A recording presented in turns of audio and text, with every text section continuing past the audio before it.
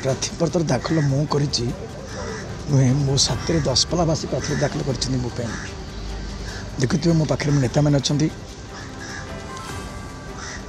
ମୋଦିଜୀ, ନଡ୍ଡାଜୀ, ମନମୋହନ ସାମଲଜୀ, ରାଜ୍ୟର ରାଷ୍ଟ୍ରର ଯେତେ ନେତୃତ୍ୱ ଅଛନ୍ତି ଭାଜପାର, ମୁଁ ପ୍ରଥମେ ତାଙ୍କୁ ଧନ୍ୟବାଦ ଦେବି ଯେ ବହୁଭଳି ଜଣେ ଗରିବ ଖଟିକିଆ ମଜୁରିଆ ପରିବାର ଜନ୍ମ ହୋଇଥିବା ଲୋକକୁ ଟିକେଟ୍ ଦେଇ ଦଶପଲ୍ଲାର ସେବା କରିବାର ଯେଉଁ ସୁଯୋଗ ଦେଇଛନ୍ତି, ମୁଁ ତାଙ୍କୁ ଅଜସ୍ର ଧନ୍ୟବାଦ ଦେଉଛି।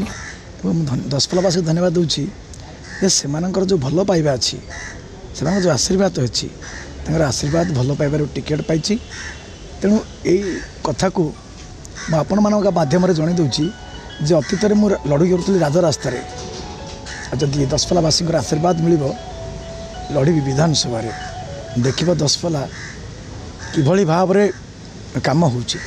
ଏଠି 25 ବର୍ଷର ବିଜୁ ଜନତା ଦଳ ସରକାର, ନାହିଁ ନାହିଁରେ ଦଶପଲ୍ଲା, ଚାଷୀ ପାଇଁ ଜଳସେଚନ ବ୍ୟବସ୍ଥା ନାହିଁ, ହାତ କାମ ନାହିଁ, କିଛି ନାହିଁ। ପାଖରେ ବହି ଯାଉଛି ମହାନଦୀ, ପାଖରେ ଭୃତଙ୍ଗ ଅଛି, ପାଖରେ ଅନେକ ନଦୀ ନାଳ ଅଛି, କେଉଁଟାରେ ହେଲେ ବ୍ୟାରେଜ ହେଇନାହିଁ।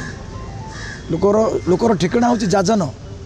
ଲୋକ କାମ କରିବାକୁ ଯାଜନ ଯିବ ଏବଂ ଯାଜନରେ ଯାହା ଉପାର୍ଜନ କରିବ, ବାପା ବୁଢ଼ା, ବାପା ମା, ସ୍ତ୍ରୀ ପିଲା ସମସ୍ତଙ୍କୁ ଛାଡ଼ିକି ଯାଉଛି।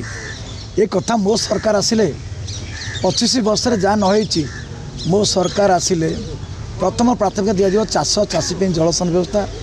ଦ୍ୱିତୀୟ ପ୍ରାଥମିକତା ଦିଆଯିବ ଯେଉଁ ସୁଗାର ଫ୍ୟାକ୍ଟ୍ରି ବା ଯେଉଁ ପର୍ଯ୍ୟଟନ ଶିଳ୍ପ,